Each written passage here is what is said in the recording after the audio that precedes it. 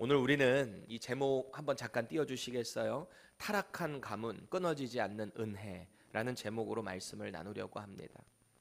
타락한 가문, 끊어지지 않는 은혜. 하나님의 은혜가 우리를 붙잡고 있으면 그 인생은 복된 인생이에요. 겉으로 볼 때는 타락해 보이고 뭔가 소망이 없어 보여도 하나님이 그를 붙잡으시면 언젠간 돌아오지 않겠습니까? 오늘 본문에 앞선 내용이 뭐였죠? 37장의 내용을 보면은 이 야곱이 얼마나 자기 그 12아들들 중에서 요셉을 편애를 했던지 채색 옷을 입혔고요. 그 옷을 입고 노동에서도 좀 빠지고 열애되는 상황들을 자주 목격하게 됩니다. 야곱이 아버지의 그 편애를 보니까 나머지 형제들이 얼마나 시기 질투가 있었겠어요? 불편하겠죠? 결국 형들이 요셉의 그 타이밍을 보고 아버지 심부름 온 요셉을 보고 그를 죽여야 되겠다 결심을 하죠. 그런데 유다가 말렸고요, 루벤이 말렸고요. 그래서 요셉은 결국 죽지는 않았지만 어찌됐든 미디안 상인들에 팔려서 애굽 땅으로 노예로 끌려가게 됩니다.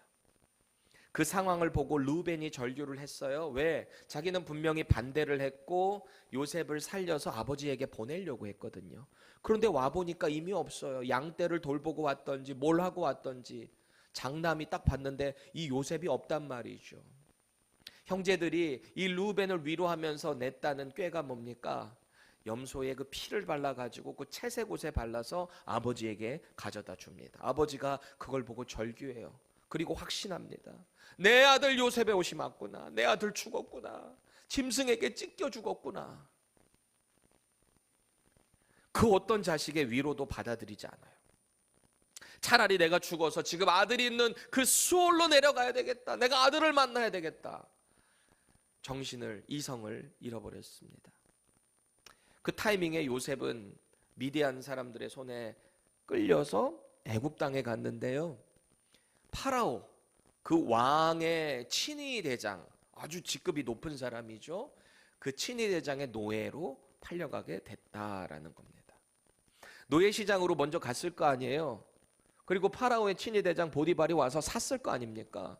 그렇게 이 헤브론 땅에, 가나안 땅에 있었던 요셉을 하나님이 당신의 그 구원 계획을 위해 미디안 사람들 손에 딜리버리를 맡겨가지고 여기 애굽까지, 그것도 결국은 여기에 머리가 돼야 되니까 애굽 땅의 총리가 되려면 결국 친위 대장 쪽으로 가야 될 거 아닙니까? 다 이게 하나님의 구원의 계획하심 가운데 그는 인도함을 받았다라는 겁니다. 주님의 빌드업이 이렇게 되고 있는 거예요. 그 구원 계획이. 우리 인간의 눈으로 볼 때는 저 인생 끝났다, 소망이 없다. 그런데 다 하나님의 계획 가운데 있었다라는 거죠. 자, 야곱의 집의 분위기 어땠을까요? 뭘 어때요? 초상집이지. 아버지부터가 지금 실망에 절규를 하고 있습니다. 그렇게 가장 사랑하는 아들이 죽었단 말이죠.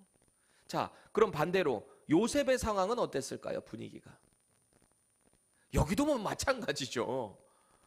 아버지의 집에서 가장 존귀한 자로 살았던 요셉의 인생인데 지금은 어떤 상황이에요? 노예로 팔려왔어요. 한 번도 경험해보지 못한 이런 절망의 자리에 주저앉아 있었다. 양쪽 다 초상 분위기예요 지금. 그렇죠?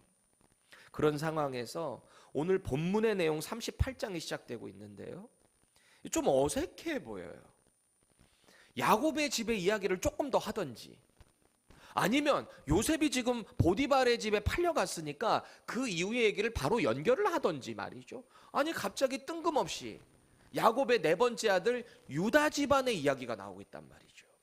왜 그런 걸까요? 우리가 성경을 볼 때는 이 한 가지 믿음은 꼭 가지고 있으셔야 돼요.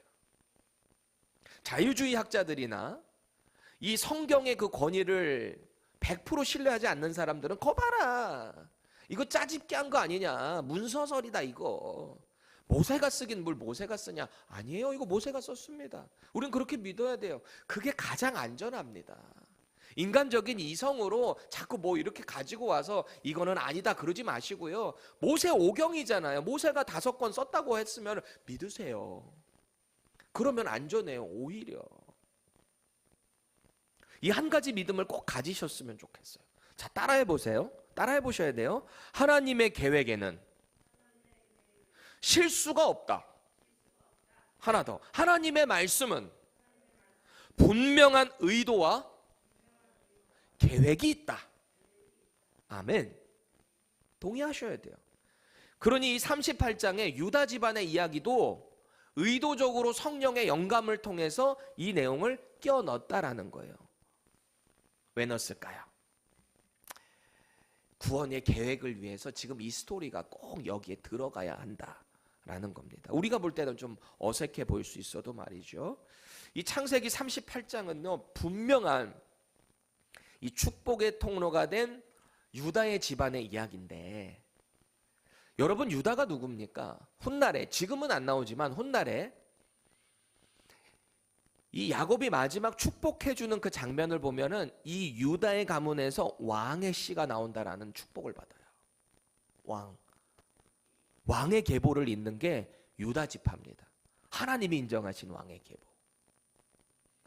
그러니 북이스라엘은 사실 인정된 왕이 하나도 없는 거예요. 하나님이 인정한 왕의 정통성은 다 유다 지파를 통해서 나온다. 그렇죠? 그런데 그럼에도 불구하고 오늘 이 유다 지파의 그 내용을 보면 참 이 입에 담기도 민망할 정도로 온갖 죄악상들이 여기 다 담겨 있다라는 거예요. 마치 이 소돔과 고모라 땅 멸망하기 전에 이 천사들이 그 집 방문하잖아요. 롯의 집에. 그렇죠? 그때 그 동네 사람들이 뭐라 그래요? 땅 그 남자를 우리한테 내놔라. 우리가 상관하겠다. 온갖 동성연애가 아주 만연되어 있었던 죄악에 타락된 모습. 그 땅. 하나님이 심판하실 수밖에 없었던 그 땅을 고발하고 있잖아요. 하나님의 은혜로 롯과 두 딸이 반강제적으로 이렇게 구원을 당합니다. 그렇죠? 그런데 나중에 돌아보니까 이 두 딸들이, 야, 여기에서는 우리가 남편감이 없구나. 우리가 어떻게 대를 이을까? 라고 해서 한 아주 몹쓸 짓이 뭐였습니까? 아버지 술 잔뜩 먹이고 저녁에 잠자리를 하잖아요. 동침을 하잖아요. 그렇게 아버지와 근친상간을 통해서 낳은 자손을 통해서 대가 이어져가는 아주 민망한, 패역한 모습을 우리는 보지 않습니까? 근데 오늘 장면도 이 38장의 내용도 이런 충격적인 내용이 여기 연결되고 있습니다. 근친상간이 여기 또 나와요. 사실 오늘 본문의 내용을 보면은 현대를 살아가는 저와 여러분들에겐 좀 이상해요. 너무 이렇게 비자르한 스토리로 보일 수 있다라는 겁니다. 또 여기 아직 결혼도 안 한 우리 청년들. 그러고 보니까 다 안 했네. 다 안 했네. 우리 빼고, 우리 권사님 빼고는 다 안 했네. 다 청년들이네요. 여러분들에겐 조금 이거 너무 스토리가 이상하다. 성경에 왜 이런 내용이 들어가 있는가? 그럴 수 있습니다. 또 성적으로 아직 분별력이 없는 우리 어린 자녀들 같은 경우, 야, 어떻게 이런 스토리가 성경에 들어가 있나? 그럴 수 있습니다. 그런데요, 아까도 말씀드렸죠. 성경에 스토리가 있다라는 것은 분명한 하나님의 계획이 있다라는 거예요. 그거를 믿고 들어가야 이 말씀이 살아있는 하나님의 말씀이 된다라는 겁니다. 이런 스토리가 왜 들어가 있는지 아세요? 인간의 근친상간의 이야기, 죄악된 이야기 왜 들어가 있는지 아세요? 왜냐하면 더럽고 추악한 인간의 그 인생 가운데 하나님이 일하셨다라는 걸 보여주기 위해. 분명히 이렇게 추락하고 타락한 가문이라면 망해야 돼요. 그런데 하나님은 그런 가문을 통해서 당신의 은혜를 이어나가신다라는 겁니다. 이게 놀라운 사실이에요. 말씀 가운데 이 범죄와 타락이 나의 모습에는 없는지 돌아보시면 좋겠어요. 나와 너무 동떨어진 이야기가 아니라 이 스토리가 바로 나의 스토리가 아닐까라고 점검을 하시면 좋겠고요. 그리고 인간의 죄와 연약함 가운데서도 하나님은 당신의 뜻을 이루어 가신다라는 거예요. 그걸 봐야 한다라는 거예요. 이것을 봤으면 우리는 그럼 어떻게 해야 될까요? 하나님, 나 같은 죄인을 불러주셔서 감사합니다. 제가 그 하나님의 은혜를 힘입어서 오늘도 믿음의 길을 걸어가겠습니다. 이런 결단이 이따 기도할 때 저와 여러분들에게 뜨겁게 있게 되기를 주님의 이름으로 축원합니다. 우리 1절 말씀 다시 한번 읽어볼게요. 시작.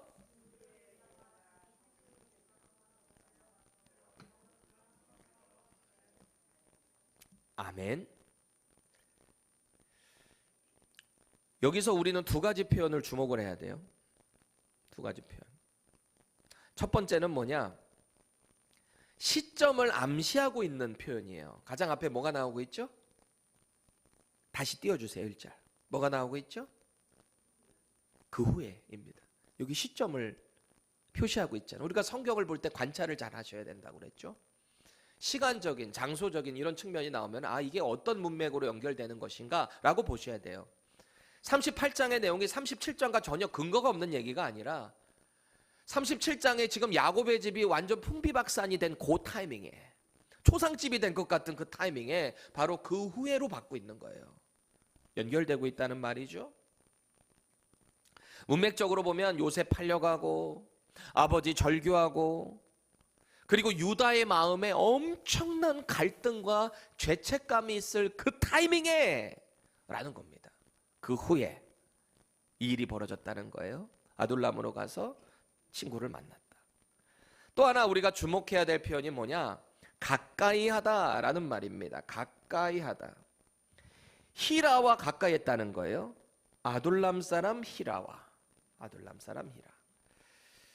여기서 가까이 하다라고 번역된 히브리어 단어 좀 띄워주실래요? 나타라고 하는 단어인데요. 뻗다. 이렇게 뻗는 거예요. 손을 이렇게 뻗어서 가까이 이렇게 하는 거죠. 그리고 천막을 치다. 이게 텐트를 하는 것처럼. 그리고 회피하다. 회피하다. 그리고 기울다라는 의미를 가지고 있어요. 다시 말해서 이 요셉이 팔려간 이후에 유다는 결심을 합니다. 그동안 아버지와 형제들과 살던 이 헤브론 골짜기를 떠나기로 결정합니다. 더 이상 여기 살면 안 되겠다.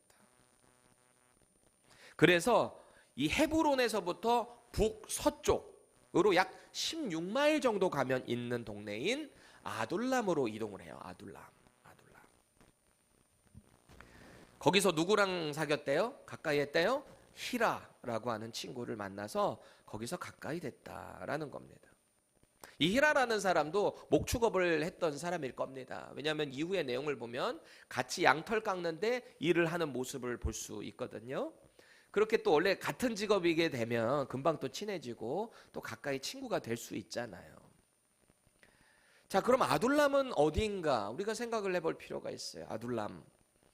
여기는 가나안 민족이 거주하던 지역입니다. 사실은 지금 이 시대는 아직 이스라엘이 이 땅을 정복한 때가 아니죠. 가나안 땅이란 말이에요. 그럼 당연히 가나안 땅이니까 가나안 원주민들이 살고 있을 때입니다.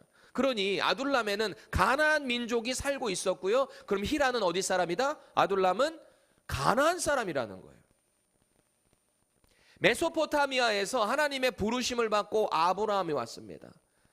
그 아들 이삭이 있습니다. 야곱이 있습니다. 야곱 역시 메소포타미아로 갔다가 가족을 이끌고 다시 가나안으로 돌아와서 여기 정착했단 말이에요. 헤브론에 지금 있단 말이죠. 자, 그럼 거기서 믿음의 사람들과 함께 있어야 되는데 지금 유다가 왜 여기 아둘람으로 갔대요? 그 후에 이게 연결되어 있다는 거예요. 집안의 상황이 완전 초상집이에요. 도저히 거기 같이 있을 수 없어요. 자, 그리고 여기 본문에는 안 나오지만 우리가 한 가지 짐작해 볼 수 있는 게요. 유다가 형제들이 요셉 죽이자고 할 때 반대했거든요. 죽일 필요 뭐 있냐. 그냥 팔아버리자. 그게 나름대로는 동생을 지켜주려고 했던 마음이지 않았을까요? 그런데 정작 팔려가고 아버지가 저렇게 절규하는 모습을 보니 이 마음의 죄책감도 그도 보통이 아니었을 겁니다. 그런 상황에서 그는 아둘람으로 떠날 수밖에 없었다라는 거예요. 이 아둘람은 가나안 사람들이 살고 있는 하나님을 경외하지 않는 사람들이었다라는 겁니다. 우리가 창세기 38장을 묵상함에 있어서 좀 기억해야 될 게 있는데요.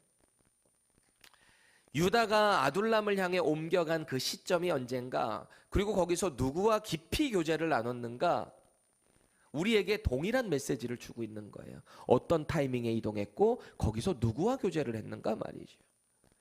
우리가 이동하는 그 타이밍이 단순히 영적인 갈등으로 인한 도피라면 그거 꼭 고민해 보셔야 돼요.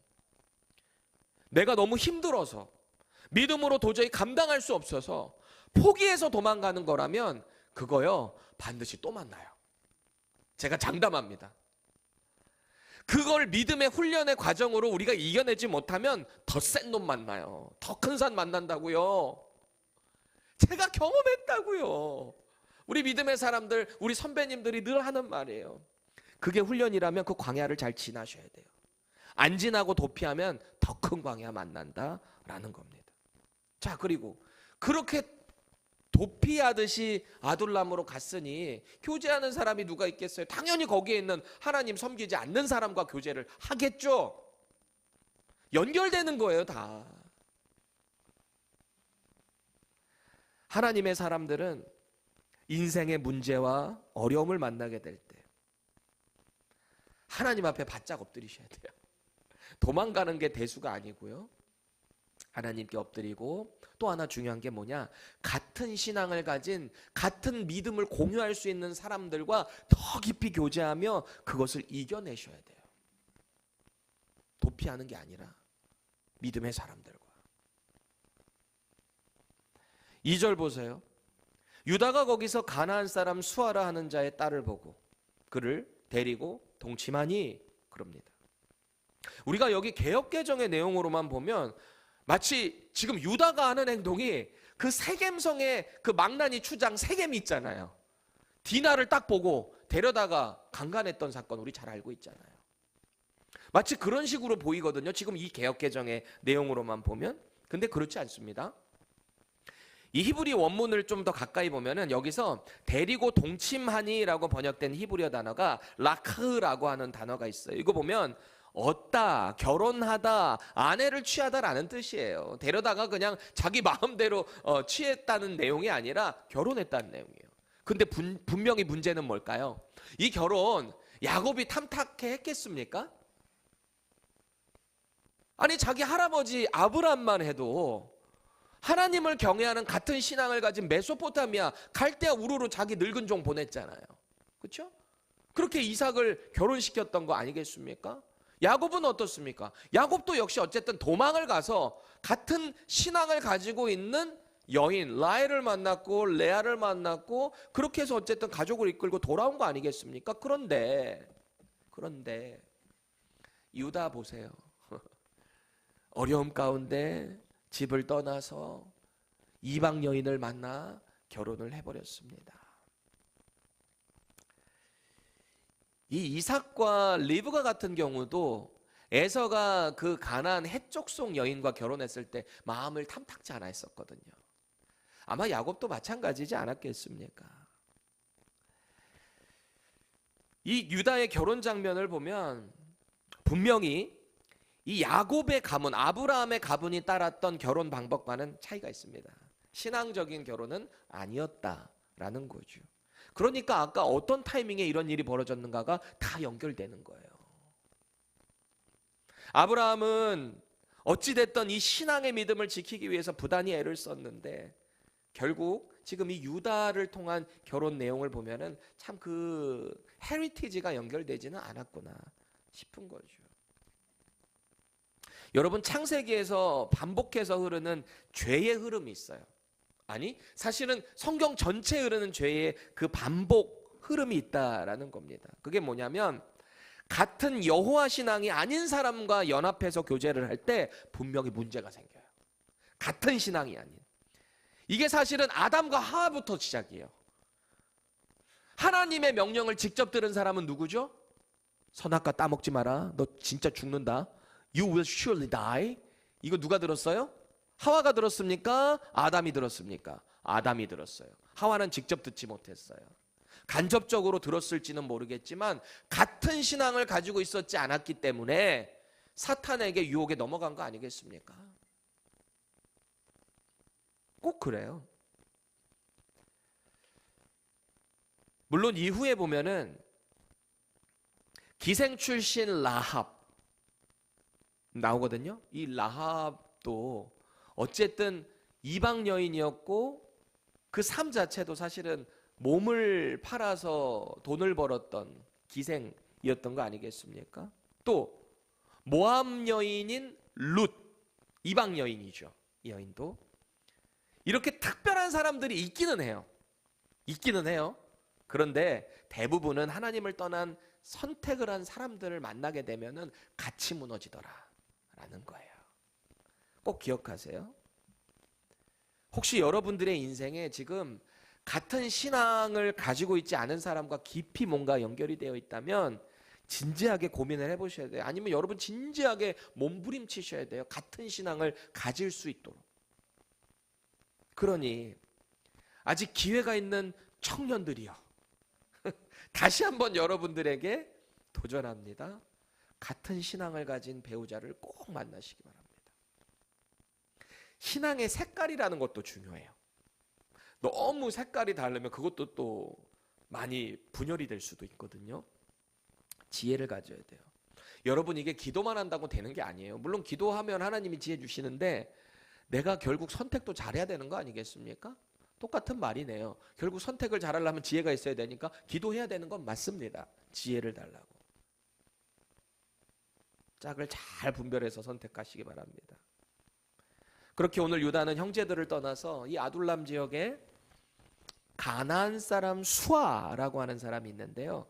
그 딸에게 홀딱 반해버린 것 같아요. 거기서. 그렇게 결혼을 했고 세 아들을 얻습니다. 세 아들. 첫 번째 아들 이름이 뭐다? 엘이라고 지었는데요. 깨다, 일어나다 라는 뜻을 가지고 있어요. 어떤 주석가는 보니까 이 유다가 엘이라고 지은 이유가 자기 동생 팔려간 요셉을 그 죄책감을 느끼면서 거기서 깨어라, 일어나라 막 이런 것까지 하면서 이 어려운 마음 가운데 짓지 않았겠나. 왜냐하면 모세 같은 경우도 이 애굽에서 미디안 광야로 간 다음에 얻게 된 첫 번째 아들 이름 뭐라고 줘요? 게르솜. 내가 이방에서 나그네가 되었다. 그게 자기 심정이었거든요.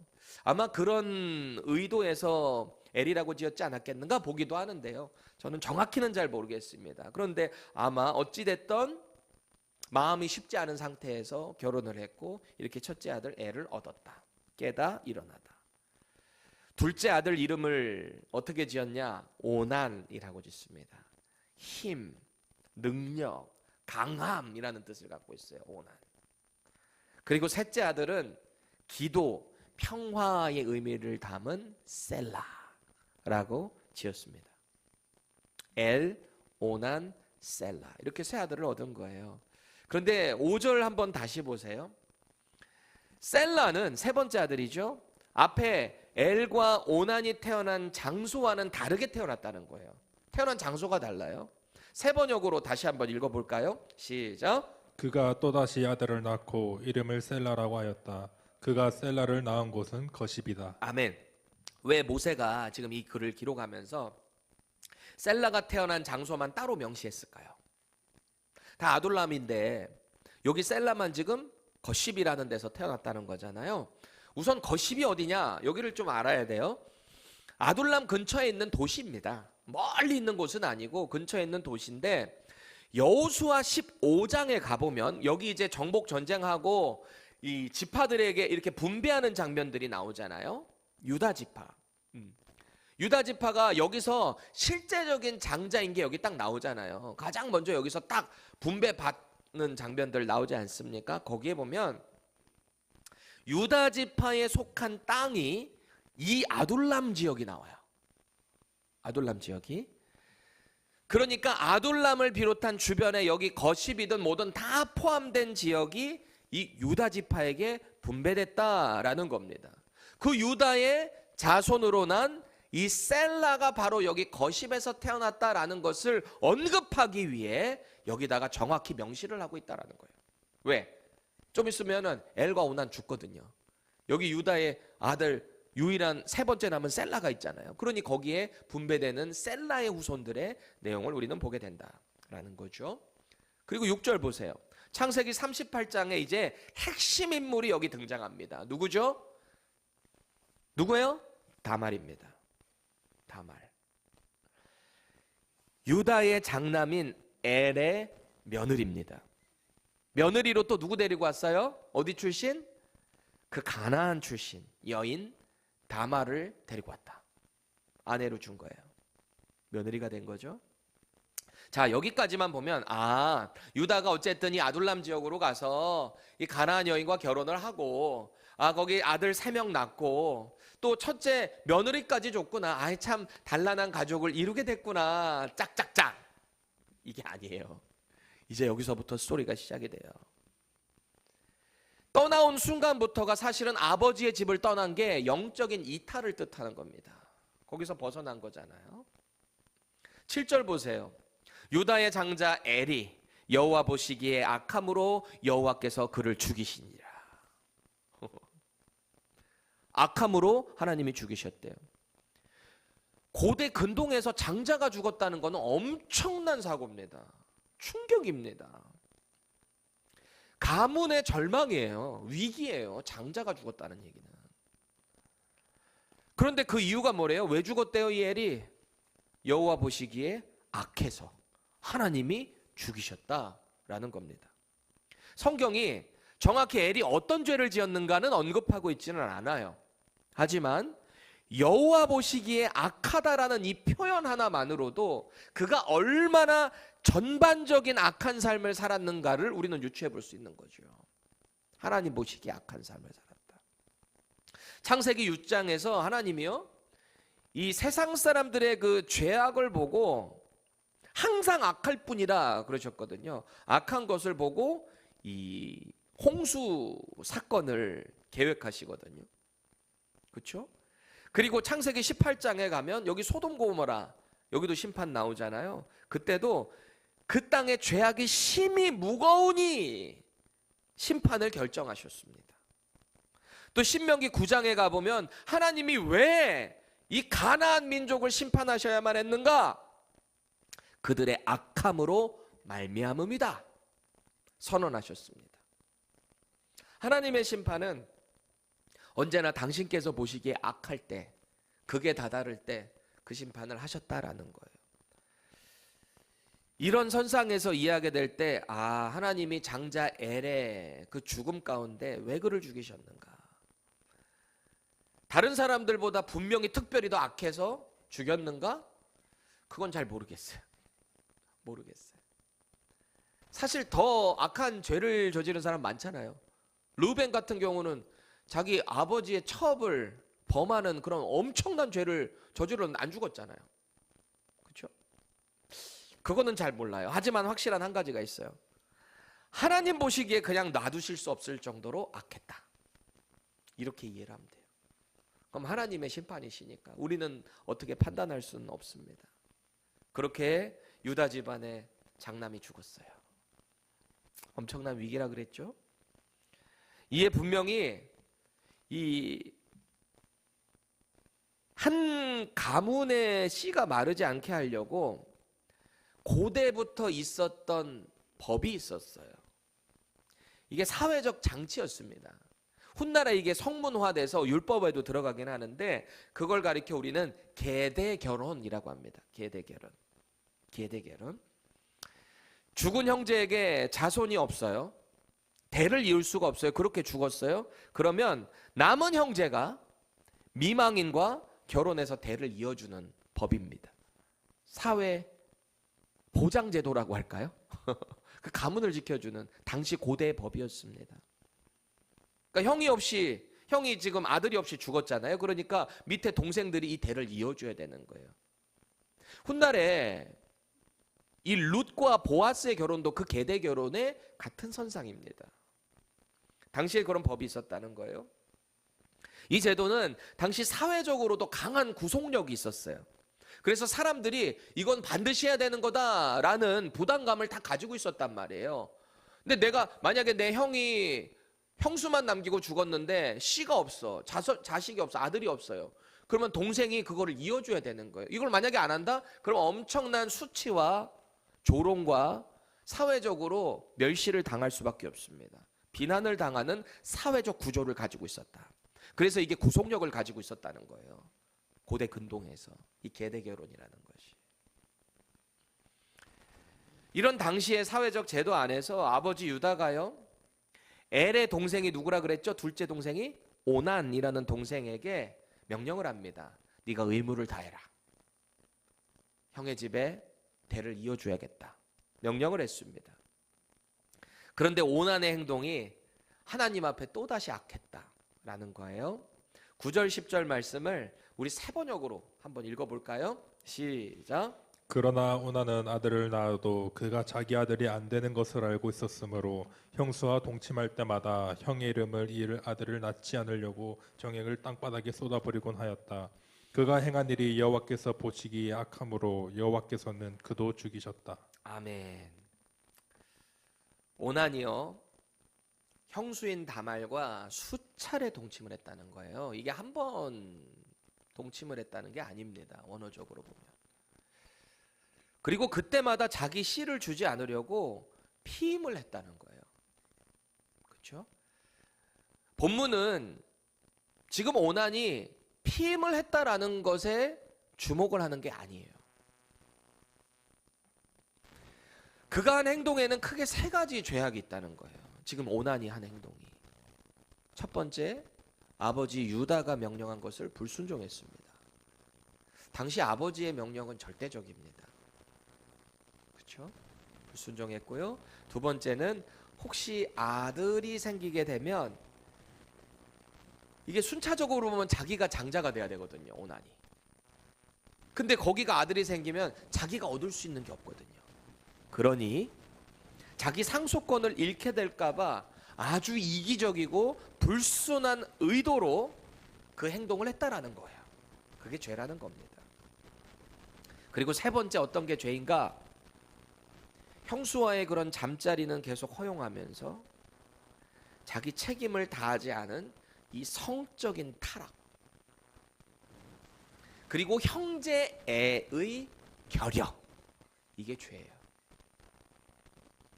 이게 심각한 죄라는 거예요. 그래서 하나님 보시기에 그게 악했으니 하나님이 그 오난도 죽였다라는 겁니다. 졸지에 유다가요, 소중한 2명의 아들을 잃었어요. 장남 차남 다 잃어버렸어요. 자기가 어떻게 이 아둘람으로 왔는데, 내가 어떻게 지금 이 가정을 꾸렸는데 이 지경이 됐는가? 내가 그냥 집에서 절규하는 그 꼴 안 보려고 왔는데 내 아들들이 죽어버렸단 말이죠. 유다의 마음이 어땠을까요? 조금 있으면 와이프도 죽어요. 우리 다음 주에 묵상할 텐데. 유다요, 완전 온 집이 그냥 초토화가 되는 모습 아니겠습니까? 아마 아들들이 죽는 걸 보면서 혹시 요셉을 떠올렸을지 모르겠어요. 왜냐하면 나중에 이 형제들이 요셉을 보고 나서 우리가 그 동생에게 몹쓸 짓을 해서 이런 죄를 화를 당하는구나 막 그랬잖아요. 사실 이 사람들 마음 가운데 늘 그 길티 필링이 있었던 것 같습니다. 막 자책을 했을지도 모르겠어요. 그러던 차에 이 유다의 마음 가운데 한 생각이 탁 떠오릅니다. 마지막 남은 셀라, 내가 저 아들마저 잃으면 안 되지. 저 아들은 내가 어떻게든 지켜야 되겠다. 동시에 또 하나 드는 마음,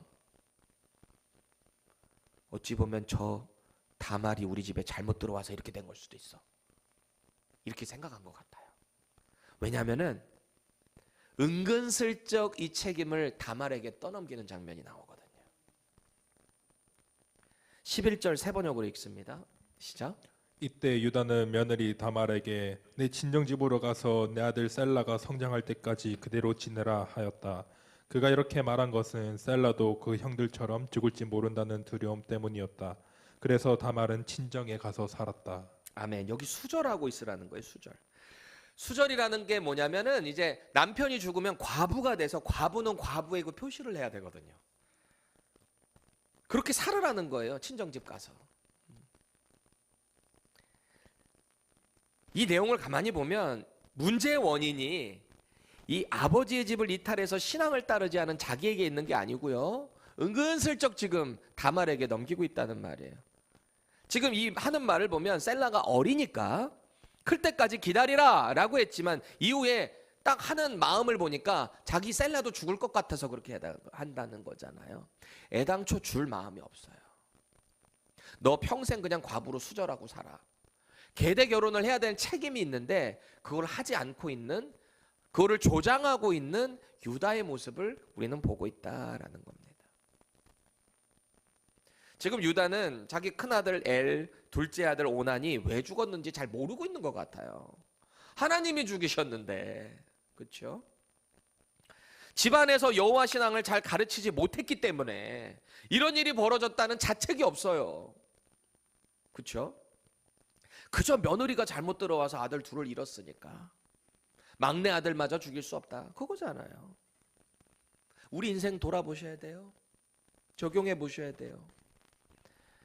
우리 인생에서는 반드시 어떤 고난과 역경의 순간을 마주하게 될 때가 있을 겁니다. 그럴 때 누군가를 탓하지 말고 나를 돌아봐야 돼요. 왜 이런 일이 벌어졌지? 하고 말이죠. 물론 모든 고난이 다 하나님 앞에 내가 죄를 지어서 왔다라고 할 수는 없어요. 내가 겪는 고난이 말이죠. 왜냐하면 내 실수로 될 수도 있고요. 우연치 않게 또 어떤 사고에 의해서 제3자에 의해서 내가 당하는 고난도 있을 수는 있습니다. 하지만 제일 중요한 건 뭐냐면 우리는 신앙인이잖아요. 신앙이 뭡니까? 존귀한 누군가를, 하나님을 섬기는 사람들이 신앙인이잖아요. 우리가 섬기는 분이 누군 줄 알고, 우리가 월십하는 그 대상이 누군 줄 알고 그분을 올바르게 섬기는 사람들이 신앙인이거든요. 그렇다면 우리 인생에 벌어지는 어떤 고난, 답답한 일, 도저히 이해되지 않는 그 일이 혹시 나의 부족함, 나의 믿음 없음으로 이렇게 된 거는 아닐까? 진지하게, 겸손하게 돌아볼 필요가 있는 거죠. 분명한 죄를 선택해서 오는 하나님의 징계도 있어요. 그걸 분별하셔야 돼요. 오늘 유다의 이야기는 단순히 죄로 인해서 망한 한 가정의 이야기로만 보면 우리에게 의미가 없어요. 아유, 이 집안 완전 콩가루 집안이네, 망했네, 이렇게 보면 우리에게 의미가 없다고요. 여러분, 유다가 누구입니까?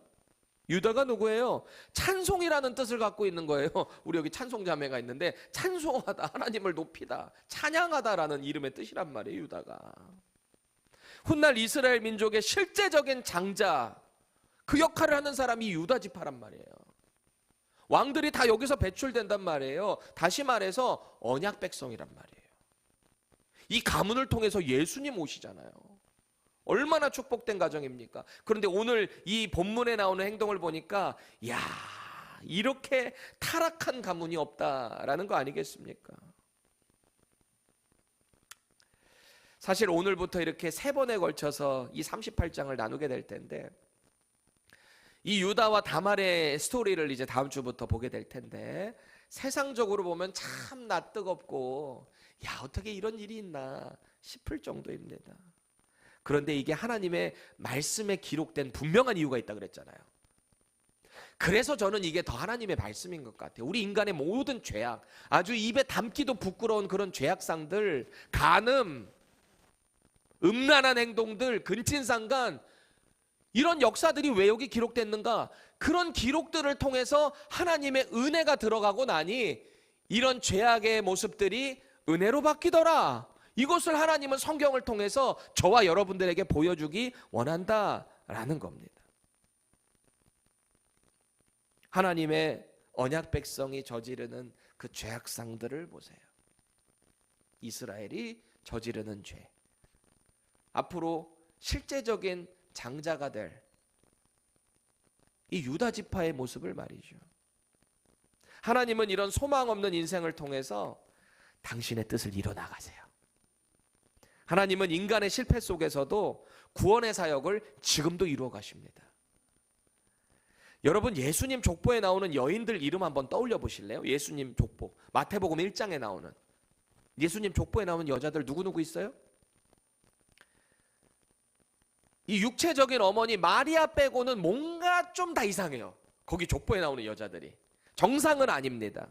어떤 예수님의 그 족보에 들어갈 만한 거룩한 존재들은 아니라는 거예요. 왜 그럴까요? 우리 다음 주에 이제 묵상하게 된 오늘 이 다말. 그 대를 잇겠다고 창녀로 분장해서 시아버지랑 동침을 해요. 그렇죠? 정상적이지 않죠. 그리고 말 그대로 몸 팔아서 생계를 꾸렸던 아까 기생 라합 족보에 들어가요. 예수님 족보에. 이방인 출신 모압 여인 룻. 그리고 다윗과 간통했던 우리아의 아내 밧세바. 어찌됐든 간통을 했고 그것을 받아들였고. 그렇죠? 하나님은 당신 앞에 이렇게 거룩하지 못한 자들을 통해 당신의 아들을 보내셨다. 이 족보를 통해서 보내셨다라는 겁니다. 뭘 느끼시나요? 우리 각자에게 질문해야 돼요. 나는 예수 믿는 믿음으로 언약 안에 있다. 우리 언약 안에 있습니다. 그런데 그 언약 안에 있다는 생각이 그저 안일해요. 안일함 속에서 내가 언약 백성으로 감당해야 될 책임은 미루고 있지는 않나? 마치 유다처럼 말이죠. 도피하고 세상 가운데 나가서 살다가 결국 어떻게 보면 이것도 하나님의 징계예요. 다 자식 교육 똑바로 신앙적으로 못해서 하나님 앞에 죄를 짓다가 결국 다 첫째 둘째 죽어버린 거 아니겠습니까? 또 우리는 질문해야 돼요. 하나님이 지금 나에게 뭘 원하시는지 분명히 알고 있는데, 머리로는 알고 있는데 내 행동은 하기 싫어. 지금 당장은 싫어. 미루고 싶어. 피하고 싶어. 혹시 이러고 계시진 않나요? 꼭 기억하세요. 우리가 언약 안에 있다라는 사실이 우리 삶의 면죄부가 될 수는 없습니다. 내가 언약 안에 있어서 난 다 가능해. 내 마음대로 살 수 있어. No way. 그렇게 살다가 큰 코 다쳐요. 하나님 가만 안 둬요. 만약에 내가 언약 백성으로 살아가는데 내가 책임을 다 안 하잖아요. 어느 순간에 내게 분명히 징계를 주실지도 몰라요. 그런데 그 징계가 너무너무 괴로워서 차라리 절 죽여주세요 라고 할 만큼 고난스러울 수도 있어요. 물론 넘어가는 분도 있지만, 그럼에도 불구하고 우리는 언약 백성 안에 있어도 부단히 실수합니다. 넘어질 수 있습니다. 죄를 짓고 또 죄책감 가지고 또 회개하고 또 죄 짓고 죄책감 가지고 회개하고, 우리 계속 이거 평생 반복될 거잖아요. 그렇죠? 그때 기억하세요. 우리가 언약 안에 있기 때문에 심판으로 멸망의 자리까지는 안 나간다는 거예요. 이것만 해도 엄청난 은혜인 거예요. 이게 은혜인 거예요. 타락의 가문이지만 하나님은 이 타락의 가문을 완전히 쫄딱 망하게 하는 것이 아니라 당신의 은혜로 회복시켜 주신다. 사실은 다말이 복덩이에요. 이 집에. 아니에요? 완전히 망할 수밖에 없었던 집안에 다말을 통해서 유다는 깨달아요. 네가 의롭다. 네가 의롭다. 우리의 매일에 하나님 나라의 백성답게 살아갈 수 있기를 바랍니다. 그분께서 허락하신 이 사명과 책임을 다할 수 있기를 바랍니다. 그 책임이 뭔가? 이 세상에 살지만 거룩하게 믿음 가운데 우리가 해야 될 그 일들을 이루어 나가야 하는 거예요. 이 믿음을 가지고 있어야 돼요. 우리는 하나님의 은혜가 없으면 지금 한순간도 살아갈 수 없는 존재예요. 우리가 사실 엘처럼 하나님의 심판 받아야 한다면, 우리가 하나님 보시기에 죄가 있다면 여기 다 죽을지 몰라요. 그렇죠? 하나님 은혜 아니면 우리 다 죽어요. 우리 오난과 같은 아주 얍삽하고 이기적이고 나밖에 모르는 행동 얼마나 많이 합니까? 그때마다 하나님이 우리 죽이신다면 여기 없다니까요. 오늘 이 사람들의 죄악의 이야기가 바로 저와 여러분들의 이야기다 라는 걸로 받아들이셔야 돼요. 하나님의 은혜가 있기 때문에 오늘도 나는 다시 일어선다. 이 믿음 가지고요, 하나님의 은혜 안에 날마다 거하고 각자에게 맡겨진 사명 다하시기를 주님의 이름으로 축원합니다. 아멘.